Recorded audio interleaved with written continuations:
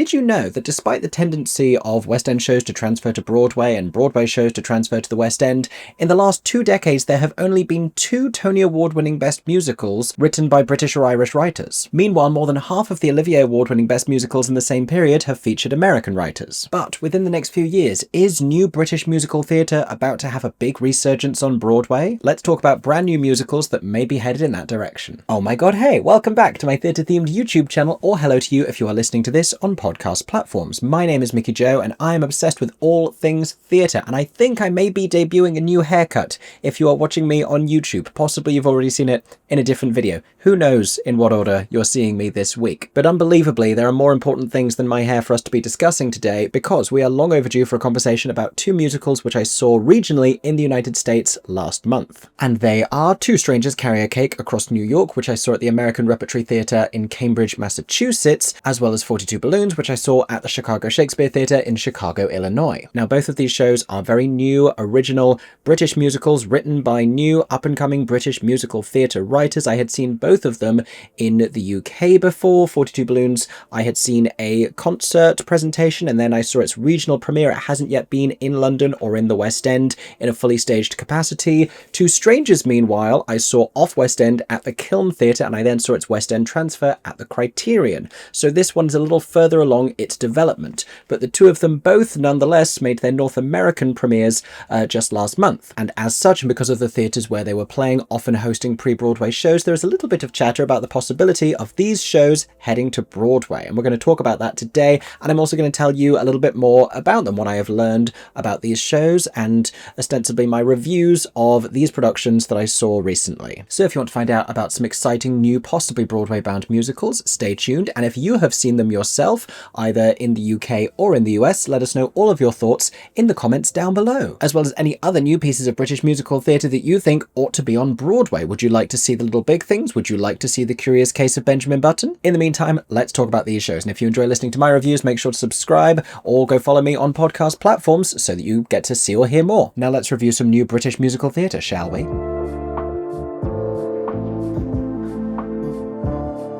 So beginning with Two Strangers, because this is the one that I saw first by a matter of days. This show is a charming two-hander, 2-act musical comedy written by Jim Barn and Kit Buchan.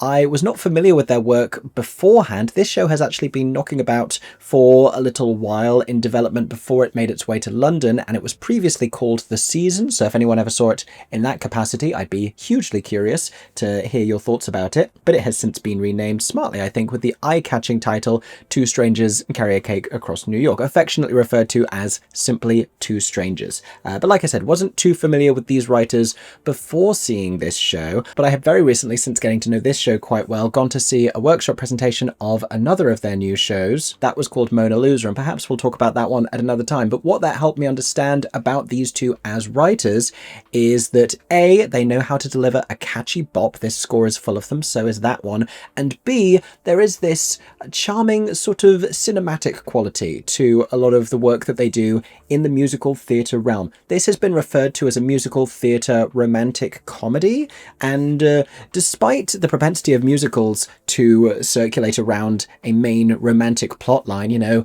leading man, leading lady, epic romance, all of these things, as seen in so many musicals, you wouldn't necessarily refer to them as romantic comedies or rom-coms in the cinematic sense. And this one feels considerably more familiar of that. However, I also had a very illuminating conversation with one of the show's producers about why it might not be a romantic comedy in the traditional sense, because it's just these two characters. They don't portray anyone else. It's quite naturalistic in the way that we encounter them in the show, and it's not necessarily inclusive of all of the wider rom-com tropes. We don't have like the best friend characters or the obvious obstacles in the same way. It's this little small plot, that's a way that I keep describing it, that isn't nearly as grand or as epic as a lot of other theatrical fodder, but because of that, it is hugely refreshing. This is a delicious light bite of a musical, dare I say. And the plot is as follows. We are in New York. It is Christmas time. Robin, who is a New Yorker, is helping her sister get ready for her wedding. There's a little bit of tension going on for reasons we won't find out about until later on in the show, but she is collecting something very important from the airport, and his name is Dougal. He is a British guy. This is his first time in New York, his first time in the US. He is an incredibly, just gleefully excited golden retriever of a tourist, and he is arriving to the wedding because Robin's sister is getting married to his estranged father, with whom he has virtually no relationship, and in spite of the fact that he and Robin are quite proximal in age. And perhaps you already immediately see where this is going, which is no bad thing. It's another part of the charm of the show. Robin is very resistant to his particular brand of positivity and his notion that they ought to go and explore New York together, and she should take him around all of the obvious touristy sightseeing spots for his very brief time spent in the city, something like 36 hours, 48 hours. And as you might expect, their initially uncomfortable rapport evolves and adapts, and they get to know each other a little bit better, and he ends up helping her going to collect the cake and transporting it across New York, as the title suggests. They also reveal more about themselves, they learn more about each other, and they learn even more about themselves in the process. Generally speaking, Dougal is buoyant with positivity and euphoria about the chance to reconnect with his dad and go to this wedding and be in New York, desperately trying to find out more about Robin, desperately trying to help her with her dating life, teaching her how to be better on social media apps and how to flirt with a guy who she's striking up a conversation with on her phone. He sings the very first song of the show, which is one of the best songs in the score. It's a song called New York. If you haven't listened to it, chances are you may have heard me singing it on the streets of Manhattan. If you've watched any of my New York vlogs, if you haven't heard that either, go and listen to it right now. There are no spoilers in this song beyond anything I've already told you. It's a really great piece of musical theatre writing, and it is also really damn catchy in a way that I think will be important to the show's marketing and brand once it eventually arrives on Broadway, if indeed it does, and I hope it will. And not unsurprisingly, we get to find out a little bit more about Dougal. We find that there is more lurking behind the smile. Even by the end of that first song, there is a sensation of pain going on there related to his relationship with his father. There's a lyric where he's singing a little more tentatively, and he's saying, like, this magical city where even my dad wants to hang out with me. And by the end, he has traversed a hugely emotional arc. Then we get to Robin, who, despite the fact that she's picking him up at the airport, arrives with emotional baggage of her own from the very beginning. She is having a bad day at the end of a bad week, finishing a bad month in what she later reveals to have been a bad year. And she's still contending with a lot of demons from her past, and a lot of shame and a lot of regret and uncertainty about what she wants to do and the direction that her life is heading in. She sings a handful of songs to this effect as she tries to come to terms with who she is and who she wants to be and what she wants to do and how she feels about this man who has burst enthusiastically into her life. And one of the most impactful pieces of music that she sings is a song called Be Happy, in which she very quickly rattles off all of the things that people tell you about how to have a positive outlook, alongside all of the expectations of young people and young women. And what I love about this character, I mean, I love both of them, because Dougal is this hilarious cartoon who audiences delight in watching on either side of the Atlantic. His material and him as a character go down very, very well. He is very charming. But we get to find out that he is a real person. He has such substance and pain, and I think that's really important, and dare I say it, even initiates a conversation about young men's mental health in a little bit of a way. But with Robin in particular, I think this character is going to resonate so much with young women in Manhattan, because she is saying things and addressing topics that I don't think we talk about a lot on stage, and there is so much contemporary resonance with what she is saying and the way that she is characterized. And she's not immediately charming by design. She is sardonic, and she is indifferent, and she is edgy, and she is clearly consumed by her own stuff and just frustrated and impatient about Dougal and his energy and his outlook. But I think she really represents this millennial ennui and frustration and uncertainty, and I think an awful lot of people are going to see themselves reflected in the stuff that she's struggling with, and I think that's fantastic.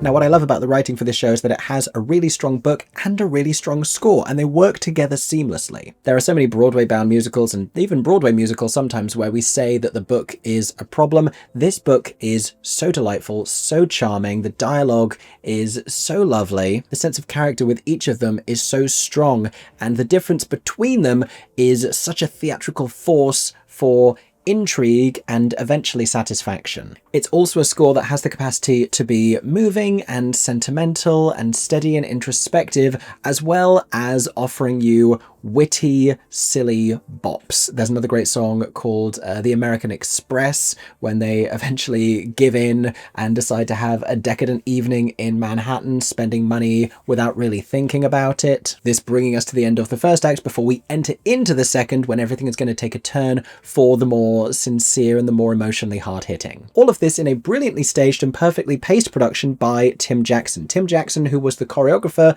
for the recent Tony Award-winning revival of Merrily We Roll Along, and who is having a really fantastic time at the moment as a creative, is also the director of Dylan Mulvaney's newly announced off-Broadway solo show. But charm and sincerity and humanity are the notions that I keep circling back to, and Tim has really baked all of those into this musical. I also have to talk about the design by Sutra Gilmore. The whole thing is rotating at the beginning. It's this little circular stage with two piles of luggage on it. It looks like a baggage carousel. There is one solo suitcase just circulating around the outside on this track, but almost every suitcase that you see on stage in these two mounds opens up and turns into something else. We have a suitcase that turns into a fridge. We have a suitcase that falls down into a desk, another into a table at a Chinese restaurant, another into a bed and becomes a hotel room. It is so clever. One lifts up and becomes a bin. I'm in love with this set design. I think it's brilliant. And also, it took me a very long time seeing this show in London before I realized it's also a snow globe, which perfectly encapsulates a lot of the conversation that the show has about this idyllic idea of New York, and also, I guess, life in your late 20s / early 30s, perhaps, in contrast to the actual reality of it. It's this dreamlike, perfect thing that we look at and try to live inside, but is it even possible? Is it even real? Is it our responsibility to create happiness for ourselves? All of these questions arise from Two Strangers, but it's also not an extraordinarily thoughtful show in that sense. It's just because it's so honest and down to earth that it encourages you to think about this, because the characters and the scenarios are so relatable. It is for the most part just witty and romantic. There are an awful lot of laughs in this show, and what's been so interesting is seeing it in the UK and then seeing it in the US. Now, the fantastic Sam Tutty played Dougal on either side of the Atlantic. Dujonna Gift played the role of Robin when I saw it in London, and Christiane Pitts has been playing that role in the US at the American Repertory Theatre. And ever since we saw the show in the UK, we knew that it had to go to the US. It had to go to New York in particular. It's set in New York, and the whole dialogue of the show is to bring together these two different cultures, this British guy and a young woman living in New York. And so it had to be seen, I felt, in both places. And what's fascinating is to watch it with an American audience and a British audience, because sometimes the laughs are in completely different places. Sometimes the laughs are in the same place, but they have a different sort of a characteristic. It reminded me of seeing Come From Away in Gander, Newfoundland in Canada, where the show, of course, is set. Because if you see Come From Away elsewhere around the world, and you hear the line about them having to stop the bus transports, and they reveal that it's because there's a moose on the road, and they say, yeah, that's a moose. Elsewhere around the world, we laugh because it's like such a Canadian concept. We're not laughing at them, but it's like, how funny, a moose on the road. How wild, how novel, how Canadian. And in Gander, they're laughing because they're like, yes, that happens. That happened to me yesterday. When we go home tonight, there might be moose. There probably will. And so there was still a laugh in that same point in the show, but the laugh was coming from a different place. And that's the sensation that I got with Two Strangers, because we laugh at him being giddy and foolish in the UK, and we understand that the things that he's saying in the introductory song aren't true about America, because he's like talking about the Golden Gate Bridge and he thinks it's the capital city. He's saying all of these other things, possibly these things that British tourists often falsely believe about New York if they don't know it that well. But the American audience laughs at this in a slightly different way. I think it sets up Sam as Dougal to be, if possible, even more charming. It's a really wonderful performance that he gives in this show, and I think he has the placement within the narrative to be just so endearing. But I really enjoyed Christiane Pitts as well, and I think possibly with Robin's character, that's where the show has shifted the most. They haven't made big substantial changes from the UK to the US, but there have been little tweaks here and there. The ending of the song Be Happy had been reworked from what I remember. I also felt like I was noticing fairly frequent changes to the arrangements and the orchestrations, but that could have been me just misremembering the score as I had heard it the last time. There are a couple of changes and tweaks to dialogue as well. There were, I can't even remember what they were, a very small number of references that were reworded slightly for the benefit of an American audience. Little things like when Hamilton transferred to the UK, and rather than calling him John Adams twice, they changed the second one to Vice President, and they acknowledged a specific place being in New Jersey because these were things a British audience might not know. Two Strangers had a couple of little references tweaked like that as well. But ultimately, the thing about this show is it's going to work in New York when it eventually gets there, as well as it worked in London, because it's something of a love letter to the city that explores these two different perspectives on it, this very idealized version and then the challenging reality for people who actually live there, who actually have to build lives in this extraordinary, expensive, overwhelming place. And even beyond that, once we get into this relationship and these characters, what we discover is it's not about New York whatsoever. It's just about these people and about what we find in each other and, you know, the happiness that we find in ourselves, for ourselves. Needless to say, I absolutely love this show. I have previously reviewed it in the West End if you want to go and hear my thoughts circa at least a year ago, but I am very optimistic that we will be seeing this show in a Broadway theatre before too long, and I will be able to put together another full review talking once more about why it's so great.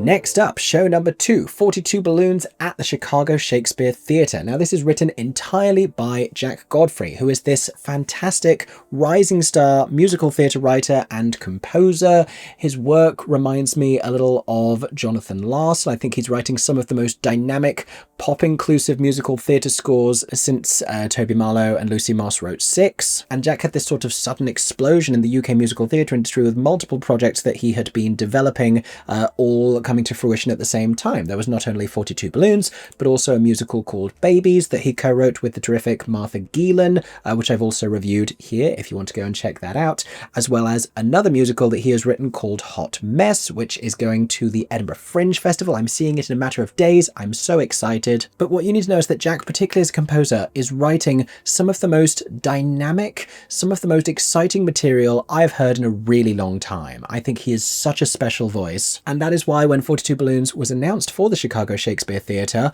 I actively made plans to go and visit Chicago for the very first time to go and see this show. This is the one that got me there, despite the fact that I had seen it previously in the UK. And I'm glad that I did, because the production was also heavily reworked, far more heavily reworked than Two Strangers was. We had not only new material, new songs, but an entirely different way of staging the show's second act. We have to talk about this show and the way that it's realised, but before we do, what is 42 Balloons actually about, beyond 42 balloons? And that is not in fact a metaphor. There are 42 literal balloons, not painstakingly depicted on stage, but they are part of the plot, because this is set in the early 1980s, in 1982, if I remember correctly from the lyrics, telling the true story of when Larry Walters, a man who had dreamed of being a pilot for the Air Force in the Vietnam War, but had been rejected because of his eyesight, made the decision to take his aspirations into his own hands with the help of his girlfriend Carol Van Dusen,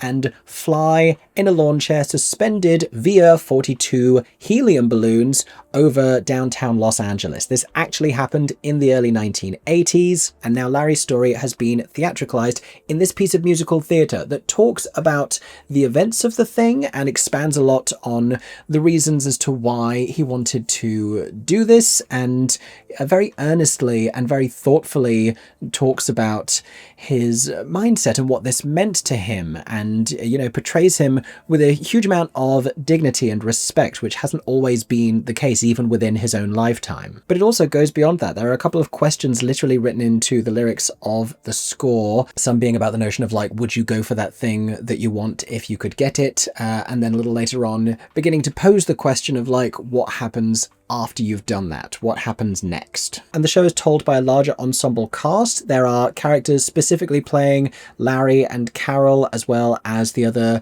individuals involved in these circumstances, but it's also narrated in the third person. So you have Larry, the actor playing Larry, the brilliant Charlie McCulloch, talking about the details of his own life, or should I say singing about them, because it is almost entirely sung through in the present tense, referring to himself in the third person by name, like Larry's doing this, then Larry's doing this. Carol does the same thing, and we also have this sense of a chorus in the company who take on a handful of different roles, but also sing about Larry's dreams and Larry's flight and everything else that happens beyond that. And the score is killer. It is so good. I mentioned how exciting all of Jack's work was, but 42 Balloons has really been his greatest musical triumph so far, because it's set in the 1980s and it pays brilliant, unmistakable homage to some of the most iconic songs of the 80s. There will be specific references that you will hear and pick up on. There are entire songs that feel like they are nodding to brilliant 80s hits, but the character of the score is undeniably rooted in that era. There are some songs already that you can go and listen to online. There isn't a full cast recording, but some really fantastic songs have already been shared, like the title number 42 Balloons, as well as the opening and my personal favourite, Helium. Now, there's something that happens only a couple times a year when I hear what I know is going to be a great and timeless musical theatre song.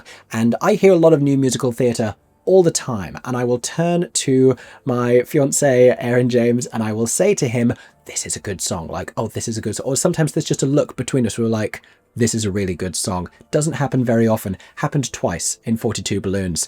It was, I think, the start of Act 2 when they were singing 42 balloons and a lawn chair. I'm so sorry, that will be in your head for a very long time if you listen to that song, but it's worth it. I turned to him, I was like, this is a great song. And then the act continued and I was like, oh, no. This is the song. It's a song called Helium, which Carol sings. And if you don't want to know anything about the direction in which this story goes, then that song is definitely going to spoil certain events of it for you. But it's a hell of a piece of musical theatre writing. It's theatrical. It also sounds very like 80s power ballad. It has a very big Jim Steinman influence, I think. And I absolutely have to implicate the fantastic and talented Joe Bayton in this conversation, because he is the orchestrator and musical supervisor and a huge part of the authentic 1980s sound and the power that these songs have and how damn catchy they are. They are such earworms. It is a real heart-pumping score. It's genuinely the most exciting score composition that I've heard in such a long time. I urge you to go and listen to this music. And I had forgotten that because not every song has been recorded, that one of my favourite songs in the score I hadn't heard in a really long time. It comes early in the second act, and this is what I love about this show, because in the most straightforward version of this story, we meet Larry and he sings his I Want song, and that happens, and it's rocky and it's high and it's exciting. We meet Carol. It's a little cute, charming introduction. There's awkwardness, but then they get to know each other a little bit better. He tells her he wants to fly in a chair suspended by balloons, and she understandably is like, what? We meet Carol's mom and she sings this ingenious comedy song about her distaste for everything that's happening, which is set to this sort of a soulful groove. It's a little bit like Aretha Franklin, Natural Woman, which offers this inherent contrast with the lyrics. We then meet one of Larry's friends who he entreats to film the whole thing, who is reminded of a childhood dream of his own in the process, making the whole thing bigger than just Larry and Carol, making it about dreams, about aspirations. Then we can relate as audience members beyond just, finding out about this crazy story. It becomes something bigger than what they are telling on stage. And his name is Ron, and he sings a song that references Fresh Prince of Bel-Air, but also sounds a little bit Sweet Home Alabama in places. Another great song.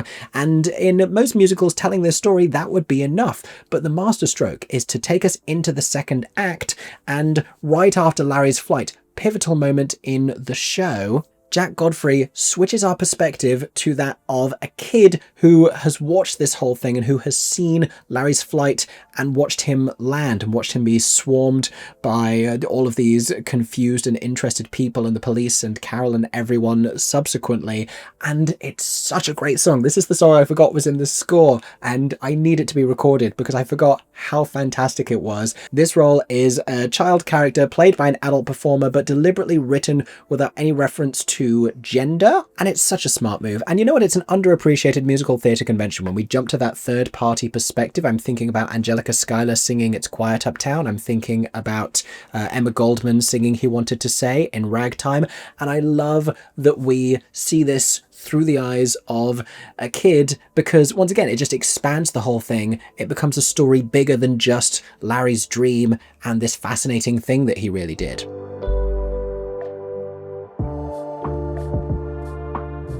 Now, let me tell you a little bit more about this production, directed by Ellie Coote, choreographed by Alexandra Sarmiento, also with brilliant projection design and really interesting set design as well. The version that I saw at the Lowry, outside of London that is, Northern Regional Theatre near Manchester, that set all of the action of the show within this sort of bisected hemispherical playing space. We're seeing like half a bowl on stage. Basically, it's meant to create the feeling of being inside of the balloon. That set felt slightly expanded for the larger Chicago Shakespeare Theatre, which I appreciated because I felt like we needed just a little bit more space. But what's really interesting is that that was, in this new version of the show, the entirety of the first act, and then the second act had a completely different dramatic aesthetic, because once we entered into the second act, the whole bowl set was gone, the whole thing was far more open, and we saw this sort of thread curtain behind which we could actually glimpse the band for the first time. And inherently, I guess that put across this sensation of emptiness, and the balloon was gone and the dream was achieved, but the thing was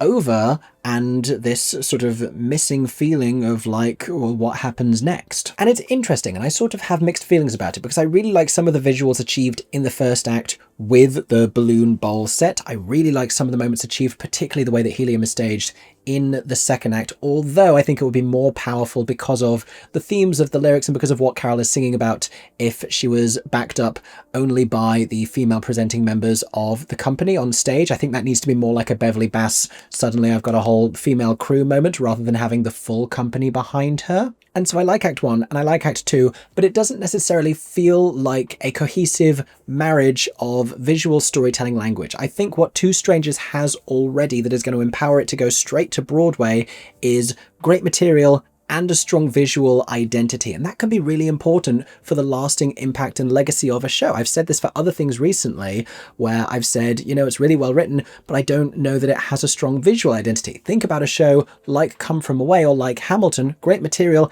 and a great visual identity to go with that as well. That also then becomes a brand. It also then becomes marketing and recognition. Because, you know, either of those shows would work, but the way that the storytelling is put across and the way that that is turned into a movement language and the way that it's directed is also a huge part of their success. And with 42 Balloons, this version at Chicago Shakespeare felt less like this is going to be the first act and then it translates brilliantly into this big set change for the second act, and it felt more like this is one way we could do it, and this is another way we could do it, and we haven't necessarily yet fully decided. I also think the bowl version as it now isn't entirely utilised. Like, we are for the most part standing within a bowl or sitting around parts of a bowl, and I think if you're going to have this curvature of the wall, not often seen on stage in musical theatre, that there's more that you could do with the choreography, with the staging on that potentially. Now, the last time I saw 42 Balloons, my biggest complaint was that Larry didn't fly, and it is not yet being staged in the largest theatres with the most extraordinary capabilities as far as flight hours are concerned, as far as lifting him off the ground is concerned, but it's like a defying gravity moment that just needs to happen, because his whole thing is that he is desperate to fly, and all of this work is going into it. There are so many songs about the planning. There is a math montage which is hilarious. There's a song that Carol sings about the admin and the expense of it all. There's so much building us towards this moment that he's going to fly. He has to fly on stage. We have to see him do it.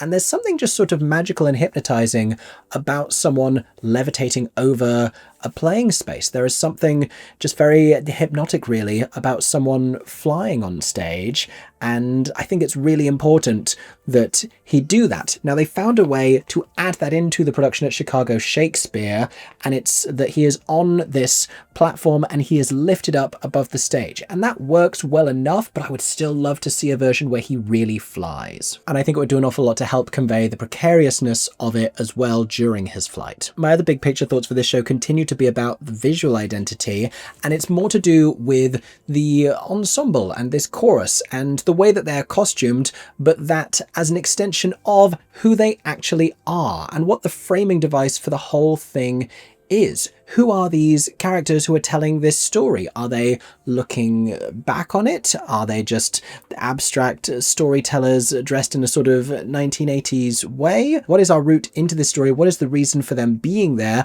Are there a couple of moments when they don't need to be on stage as much as they are? Larry sings this big, triumphant I Want song where he becomes this sort of rock god at the beginning, and he's singing, "If you got a stupid dream, then you hold it tight." And it's a fantastic vocal from Charlie, but I wonder if inherently he ought not to be, at least for the beginning of it, as supported as he is by the company on stage who are like backup dancing for him, because he's quite alone in this moment, Larry is. And it almost empowers him too early to the point of triumph and euphoria that he shouldn't get to until he does this thing in the chair. And I think as far as his interior monologue is concerned, he should always feel alone, even when Carol is right there beside him, because so many of the choices that he makes going into the second act betray this sense that he has always felt like he is just alone and by himself. And there is, once again, a conversation to be had about loneliness and anxiety and men's mental health in this musical, and I think we need to see more of that foreshadowed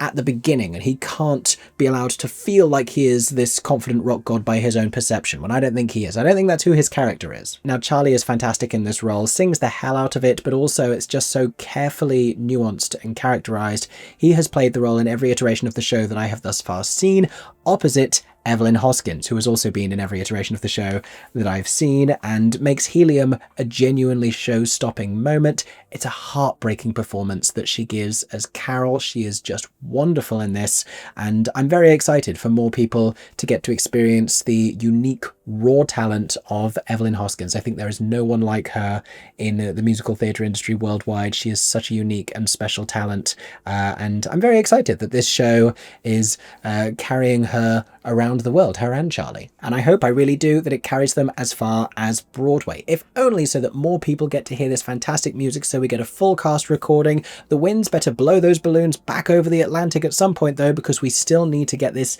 in the West End.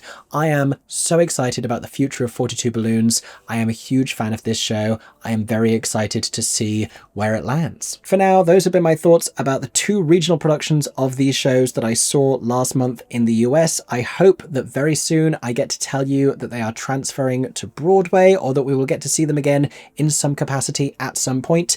In the meantime, there is music from both that you can go and listen to online, and there are plenty of other new original musicals being developed regionally in the US, in the UK, that you can go and support as well. Thank you so much for listening to my thoughts about those two shows. I really enjoyed sharing that with you. If you had the chance to see either of those in the US or in the UK, let us know all your thoughts in the comments section down below. And in the meantime, I hope that everyone is staying safe and that you have a stagey day. For 10 more seconds, I'm Mickey Joe Theatre. Oh my god, hey, thanks for watching, have a stagey day. Subscribe!